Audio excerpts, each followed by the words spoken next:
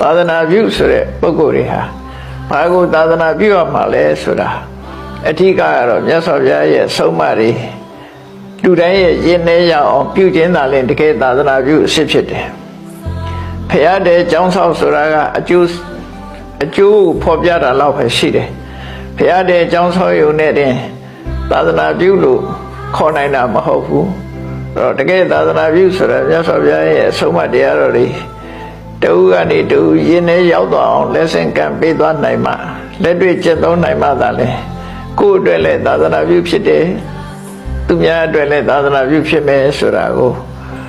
မှန်မှန်ကန်ကန်သိရှိနားလည်ပြီးဘုရားမြတ်စွာရဲ့အဆုံးအမတွေကိုထာဝရတည်တံ့အောင်အချင်းချင်းလက်ဆင့်ကမ်းသွားဖို့ကြိုးစားအားထုတ်နိုင်ကြပါစေကုန်သတည်း